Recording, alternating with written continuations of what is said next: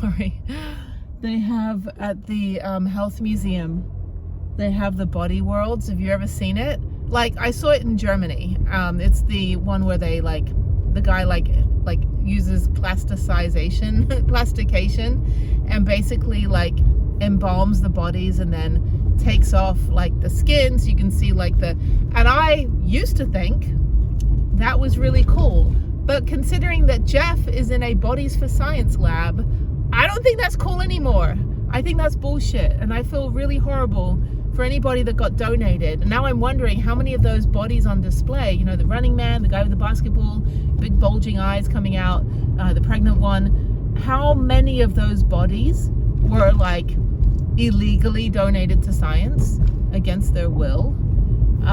So I still have to repatriate Jeff, but anyway, I will do that when I am back in Vegas because I'll have 2 weeks there. I don't think I'm going to really travel much. I need to see what's going on this weekend, getting a lot of work done. I have to apply to a lot of grants for the nonprofit, work on a lot of stuff, try to get more, you know, nominations for awards and all that. So I think that's what I'll do. But sorry, I'm just babbling as I'm driving all day through Houston. I'd like to not be driving all day. I'd like to stop for a little bit. But yeah, let me go to the VA and then, oh, shawarma. Wow, that's a new one. It's the shawarma, can you see it? The shawarma and chocolate, cafe and chocolatier. If you've never had Persian chocolate, it's so freaking good. And they have every country here in Houston. We're I think the most diverse city in the country. You get food from any country. That is the shawarma stop. I would like to go in there when I'm done with the VA. I'm gonna go in there and see what they have. There's another one over by the Galleria. Don't know if it's still open. My friend and I used to go in and we would just get 2 little tiny pieces of chocolate and that's all you need. It's so rich and so good. And it was this lady would just make her own chocolate. And then there's another place around the corner that has Turkish ice cream. And if you ever see Turkish ice cream, it's like bubble gum. It's real bubble gummy. It's not like gelato, but when they scoop it, they can pull it out. And they had it in Osaka. I had it in Japan when I was there too. So yeah, there's a lot of really, really good food here. I had that bagel this morning, so I'm good. I've not been eating much because I've got the hernia, which I was supposed to have my appointment today at the VA for my hernia, and my doctor called me yesterday for my consult and she said just go straight to GI, don't even come into the appointment for the primary care. So that's why I'm going to the VA right now. I'm gonna go talk to GI, see if I can get in there. If not today, I can get in there on Monday. Because I have to go to the airport at 6 p.m. on Monday, so I've got all day. But I have the 9 a.m. meeting with my daughter's school, and then I have a 3 o'clock appointment, I think, or 1 o'clock appointment. So I don't know if I'll be able to fit in a GI. I might have to do it when I get back, or they can try to fit me in today, because I've still got 2 hours before I have to be at my appointment. So I have a 3 o'clock. It's already 1. I don't like adulting. I just want to play. I want to play all day. I don't want responsibility. I don't want to be 46 anymore. I want to be 14 and I want Jeff. I want Jeff here. I don't know. I don't know what I'm going to do. I still, I've had pockets of crying. I went through all of our old Facebook messages yesterday and was listening to our voicemails the other day and listening to our phone recordings. And I just, you know, I don't get to do that anymore. And neither does his daughter or our friends or his old co-workers, nobody. And I have lost a lot of people in my life. I've lost a lot of good school friends, you know, but it's different with him. I don't have anybody that will replace that bond. I don't have anybody that I will be able to talk to freaking 10 hours a day, you know, on the phone, or just be in the same room and just know each other, or know that wherever I am, we can reconnect, you know, or do life with other people at times and be able to call each other and be like, oh, this really sucks. Yeah, I don't know. There's no one else. There's nobody.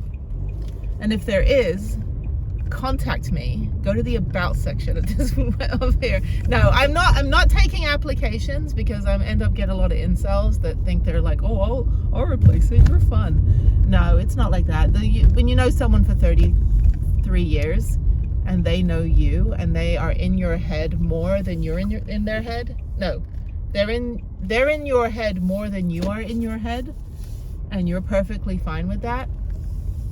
Yeah, there is no one else. And I'm just very sad.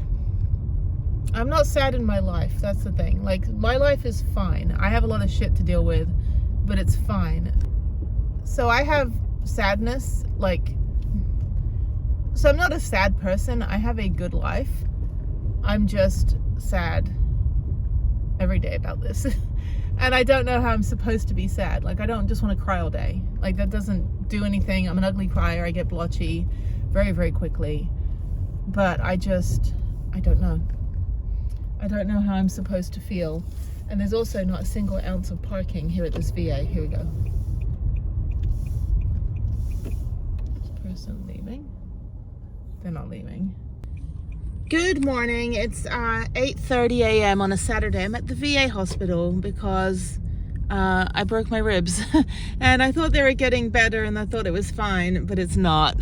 And so I'm going to go in and get an x-ray and figure out what's going on. Maybe they can give me something a bit stronger than ibuprofen, because I have to get through the weekend and Harriet and I have stuff to do tomorrow, so I can't really be incapacitated. But yeah, let me park over here. So interesting being here when there's no one parking at the VA. Usually it's busy. Yeah, I can't breathe. Every time I take a breath, it's like someone's like punched me in the gut.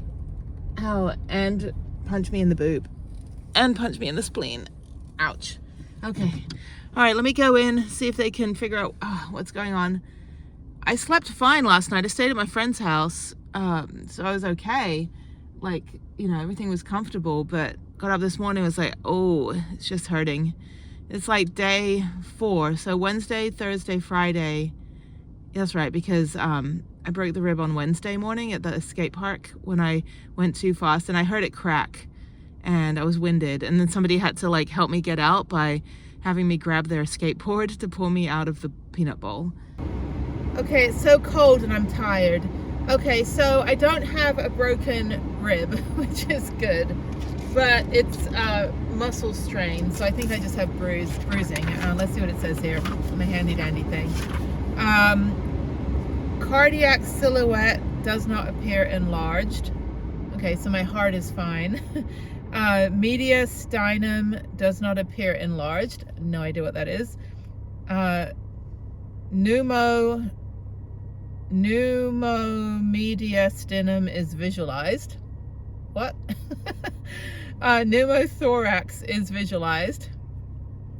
Great. No pleural effusion is visualized. Okay, speak English. I don't know what this says. No focal airspace consolidation is blah. I haven't even eaten today because my rib was hurting. No focal airspace consolidation is visualized, and no acute fracture is visualized. So of those like 7 things, I understood 1. So no fracture, no acute pathology, so no like cancer or anything. I love the VA. I just walk in and they go, let's do x-rays, and it's free. So yeah, they did give me, and I hate pills, they did give me some muscle relaxer and heartburn. I don't take, it's like, you know, open the window, throw it out. I don't take meds. I hate meds. So I'm just going to drink some tea and rest and try not to sleep on my left side, which is my good side, unfortunately. All right, so it's cold. It's 40 degrees. I'm tired. I'm gonna go Walmart, and then I need to work on my computer for a minute, finish the video. So I'll go to the library and upload it because I have super fast Wi-Fi, and then I'm gonna go home and sleep for the rest of the day. So it is now 11:38.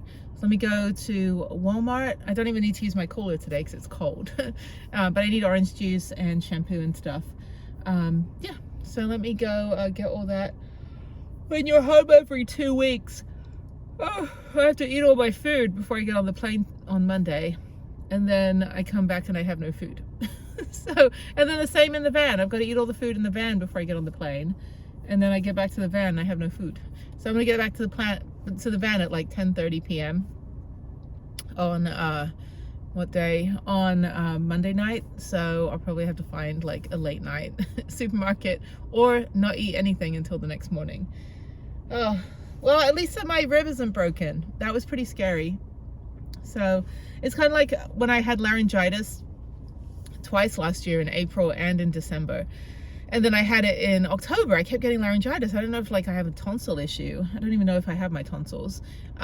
But then like they did all the tests. They go, oh, the RSV, the MRSA, RSV, COVID all came back negative. I'm like, throw me a freaking bone. Like, give me something to complain about. Don't just give me the common cold and then just give me common cold medication and tell me to do common cold remedies. Give me something like that I can bitch about, you know, and not the wimp version of like, oh, you had the common cold, oh, let me play the violin. That's pretty much how my friends reacted, like, oh, I'm so sorry, so sad, too bad you have a cold. I'm like, shut up, I'm dying over here. I can't handle it. So same with this thing, like I had a pretty hard fall. I'm pretty sure I heard something snap. It might have just been like the way that the plastic on my my elbow pads like hit the ground. But then they're like, yeah, no fractures. I'm like, then why does it hurt? Why does it hurt a lot? But now I'm in my mindset. They did put a big shot in my butt.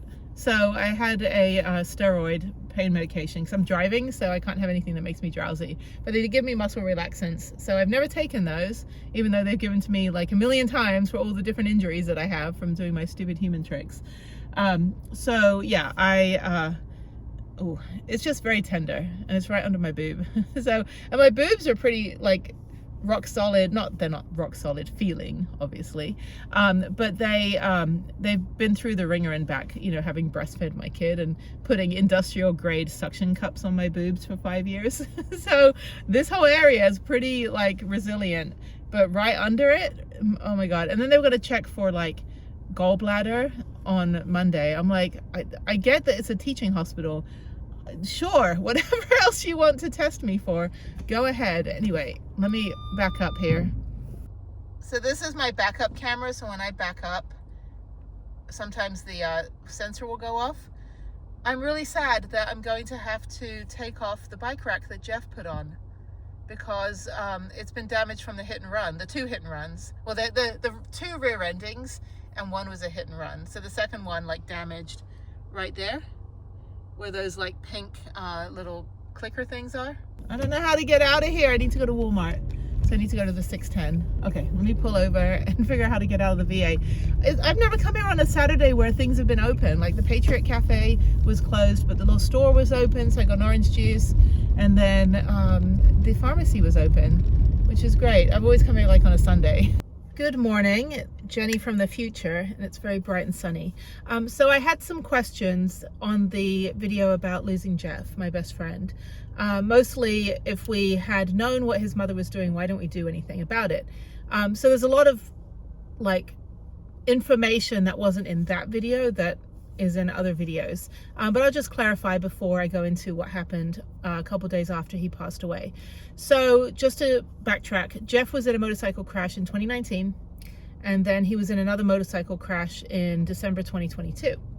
And the one in 2022 was in San Felipe, Mexico. So he ended up careening off a cliff and pretty much should have died, but he didn't. He's bionic, and that was only to be expected.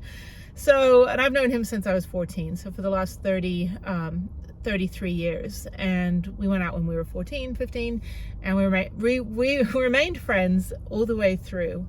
And I love him and I miss him. We did life with other people and all that. I explained that in a different video. But the situation in this one that you're about to see is that so after he got sent to airlifted from Mexico to San Diego, none of us live in California. So that's the first point. None of us live in California. We moved out of California years ago, even though we went to high school in Orange County. But he was airlifted to the trauma center in San Diego. And I flew out as soon as he got out of the ICU. A couple weeks later, I flew out and I was with him 10 hours a day, every day for about 4 months, taking care of him. And he was getting better. He was on the upswing. And then I had to leave because I had to take care of my family and my responsibilities. And that was only when he was moved into the nursing home. Now, what happened in that hospital during that 4 months is that his mother was calling up like 10 times a day, asking what milligrams of fentanyl he was on, and what painkillers and what medications and all this stuff. And then she would visit maybe like every couple weeks, and I would be gone those weekends. Either I flew home to see my daughter, or I just deliberately didn't go to the hospital the days that I saw her. Now, I've known her since I was 14, so there's a long history of her doing some pretty shady stuff, and it was really infuriating to see how she was, all she cared about was getting his money and knowing what medications he was on. And she works in like nursing homes, like old people's homes, as some kind of salesperson. And so she has access to a lot of things in the medical field that normal, everyday people maybe don't have access to. So we had to make sure that we kept her on lockdown, that we didn't let her get too much information. So the hospital was very good about having her only call once a day, and they weren't going to release any, medical information, because his brother was the power of attorney. And she kept saying that she was going to take him home and get paid by the state. And she wanted to do all this, stuff to basically take control, with the intention of getting his money and assets. And that was what she had expressed to us at the very beginning, was that I want all his money, I want his debit cards, I want access to his account, I want $5,000 a month from his bank account. For some reason, she thought he was a millionaire. I don't know, really don't know what her thinking was. Our thinking was to get him better and to get him healthy and to get him home. So I stayed with him, and then he was moved to a nursing home across the street. And we submitted all the power of attorney paperwork to everybody. Well, then what happened was she just kept like screaming at everybody and saying, I am the mother, I've got the rights to make decisions. Now, looking back at all of these nursing home facilities that he was in, they don't really give a shit. Like, to be honest, they just care about getting paid by Medicaid or insurance. And if they have a quote difficult patient, they'll move them out. And so Jeff got moved around to a bunch of different places, and we only found out after the fact. None of us had any decision making in the moving of him, and he was too frail and too hooked up to machines to be moved across state lines to Texas, where I live, to Houston, to go to the VA hospital, or to go to hospitals there, or to Tennessee, where his ex-wife and kid is. So he had to remain in these care facilities in California until he was strong enough to get himself into a wheelchair. And these nursing homes basically held him prisoner. Like, they would not release him until he met like the 5 or 6 things that he had to do in order to get out of there. And one of them was to get himself into a wheelchair, to be able to be independent, to be able to feed himself. And then they also had to have a home that was ADA accessible, since he was in a wheelchair. And his mother is a hoarder, so her home was not acceptable. And none of us live in California, so there was nowhere for him to be immediately released to. And we did try to get him moved to another state or another facility out of California. So then again, like, we didn't know she was doing stuff until after she had done it, even though we had told these nursing homes over and over and over and over and over and over again, do not listen to her. She does not have a legal right to make a decision. So I did report her 4 times to Adult Protective Services for elder abuse of a dependent adult, and they did absolutely nothing. In fact, they did nothing until after he died.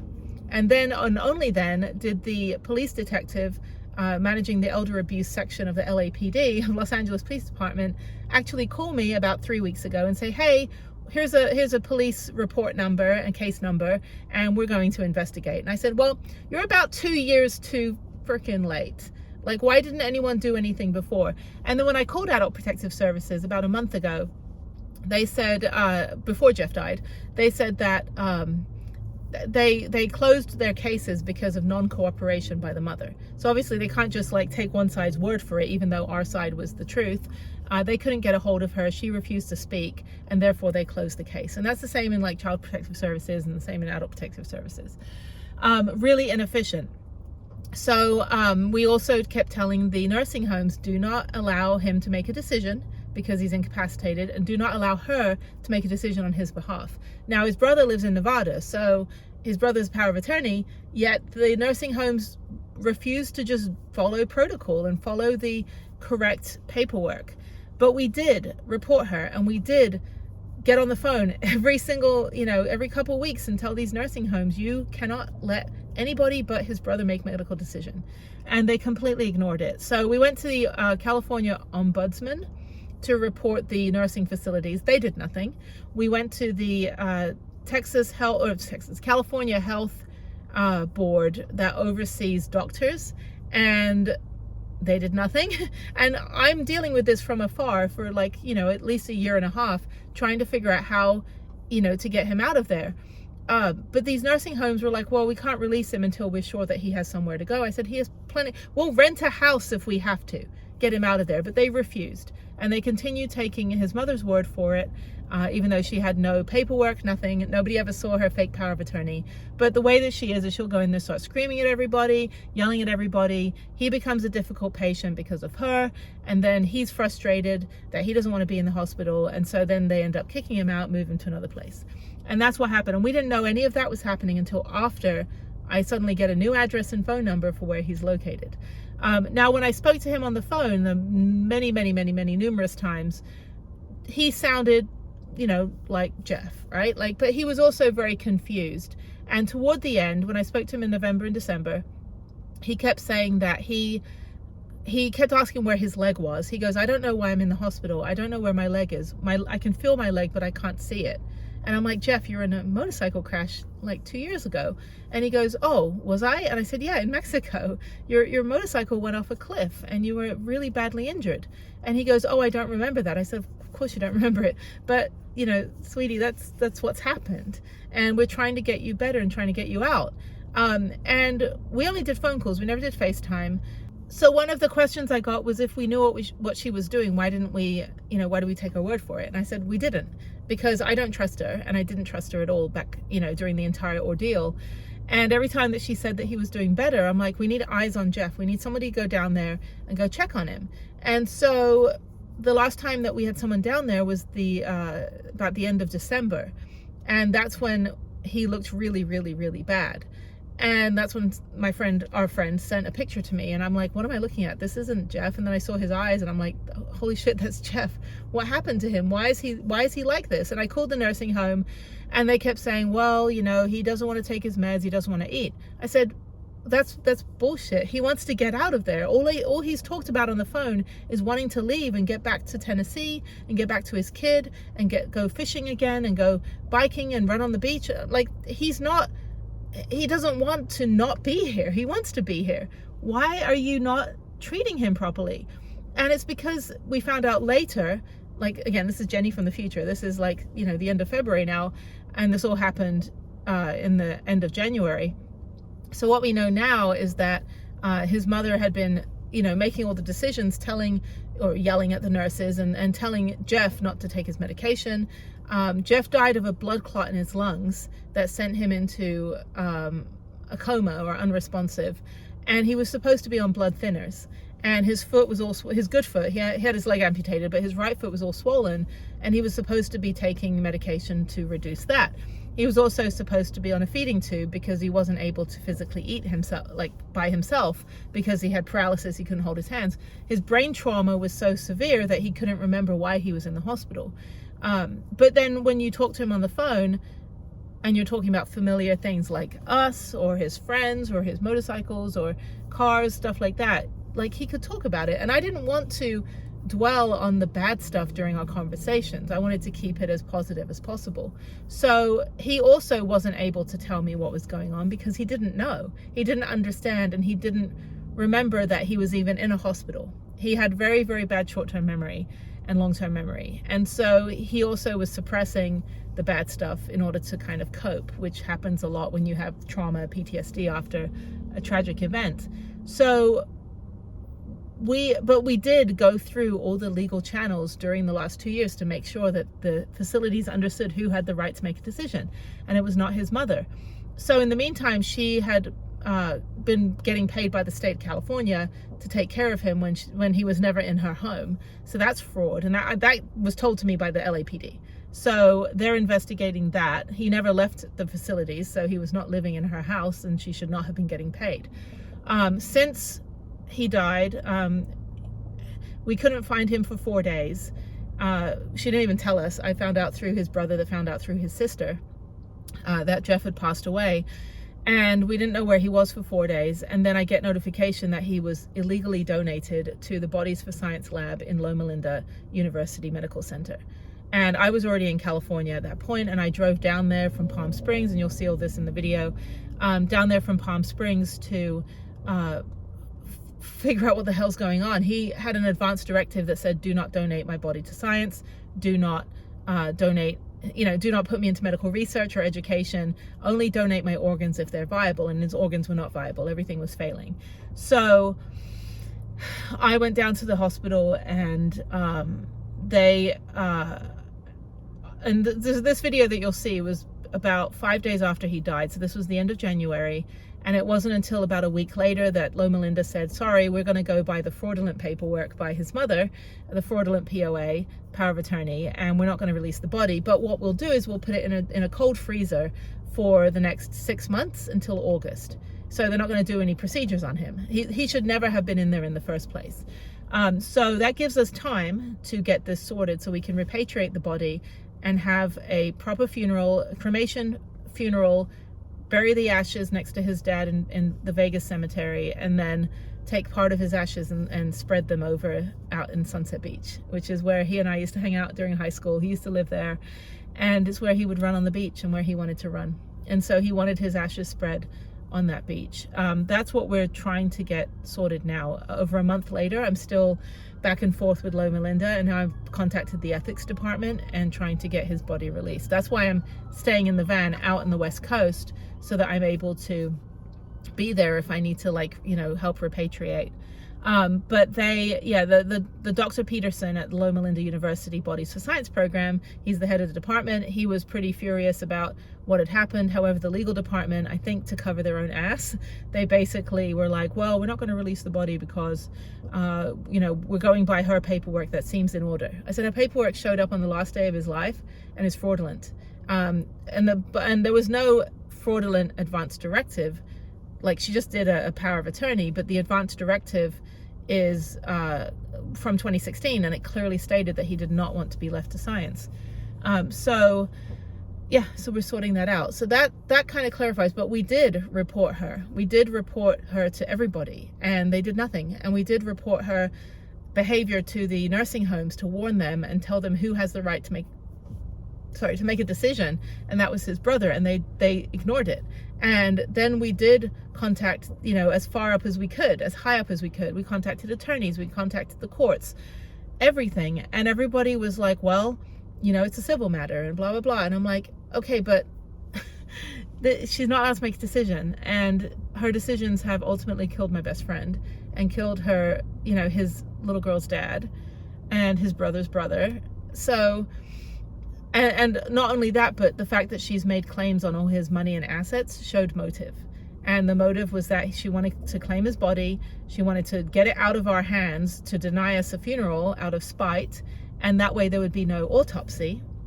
And the body isn't even embalmed.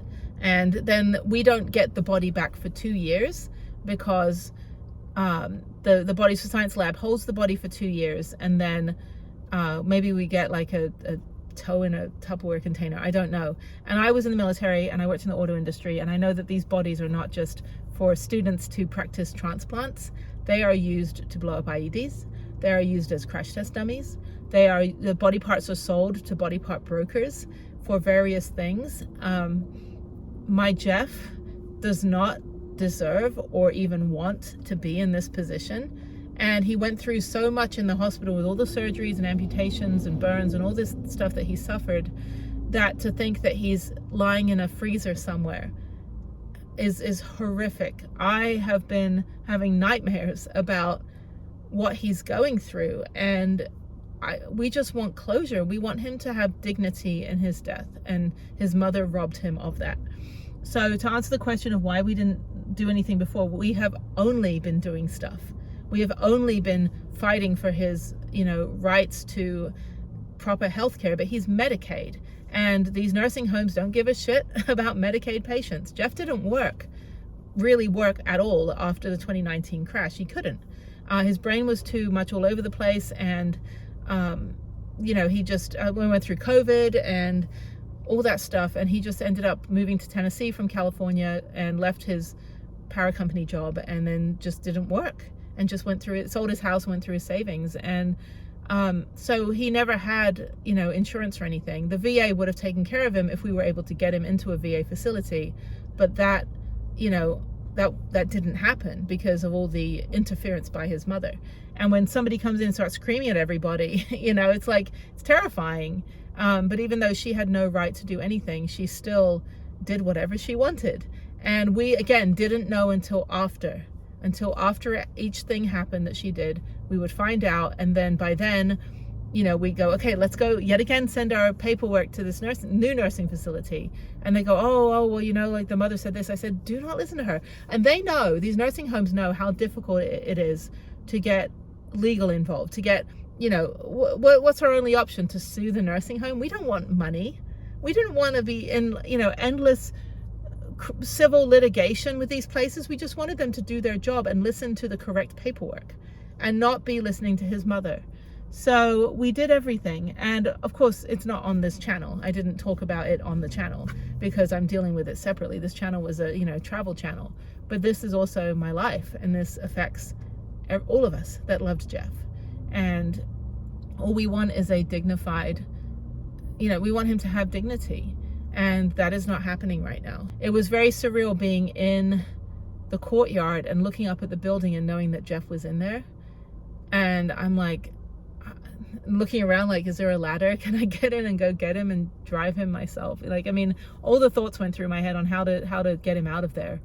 And I thought we were going to get the body back after I talked to Dr. Peterson and talked to other departments. But the nursing home won't talk to us. The final hospital, Southern California Hospital on Sunset, refused to talk to us. They're the ones that refused to even touch the paperwork from his brother or let his brother in when he went down there before Jeff died.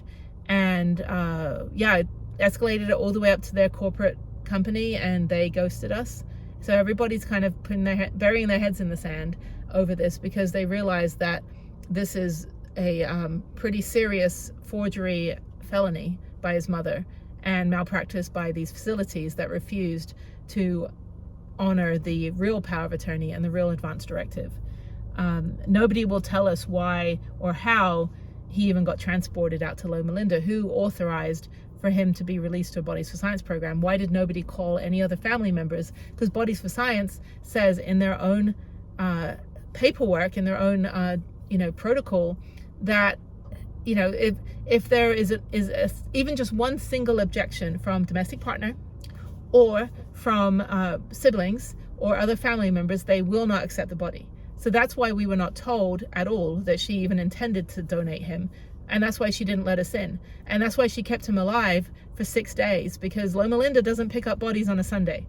They pick up bodies on, you know, Thursday. So against his will, he was also kept alive against the advance directive. He had a do not resuscitate. So she kept him alive for 5 extra days, unresponsive, waiting for Loma Linda to pick him up. And as soon as he died, 20 minutes later, they were there to pick him up and take him to the science lab. So now, and all this kind of came about after the footage of this video. Like, it came about a couple weeks later that we realized why the timeline was the timeline. That's why she didn't let anybody in the room. And if we had seen him before he died, then, and if his brother was allowed into the room to see him, because she was in the room, even though he was in the ICU, she was in there. If they had let his brother in, then his brother would have been in control. And as soon as Jeff had died, we would have transported him to a funeral home and then cremated and then had our funeral and you know, celebration of life. So she even barricaded the door closed after he died, the final hour. But, you know, barricaded the door, made sure nobody went in there, not even the sister that was there as well. Because sister and the mom are like this, so they're both like on the same wavelength of the shit that they do. But yeah, I just couldn't believe it. And then, yeah, so that's why. And then we have no information on how soon she applied to have the body donated, how that even went about or anything. So that's kind of why we're in the situation we're in, is we just didn't know. And we can't ask what we don't know. And when we find out after the fact, then we try to fix it. Nobody would speak to us, nobody would pay attention, even though we're holding the correct paperwork and we're correct and she's wrong. They just kind of went with her, and now Jeff's stuck in a medical facility that we can't get him out of. So we need to get an attorney. We need to get a court hearing with a probate judge. We need to get, you know, the DA and the police charges filed. We need to get all of that stuff done. And really what we want to do is just have a funeral. We just want to say goodbye. And that's why I haven't grieved in a month. I've just been trying to do my self-care to keep sane during this insanity, and at the same time, you know, deal with the logistical and legal stuff. But that's why. And trust me, we did know what she was doing, either after the fact, or we could infer what she was doing, or Jeff would, you know, tell us, like, you know, his mom came by and he wasn't too happy about it. But we didn't know the extent of what she was going to do when he died. She had no right to make a decision. She had no right to take claim of the body. She definitely had no right to donate him to Bodies for Science program. He did not want to be donated to medical research.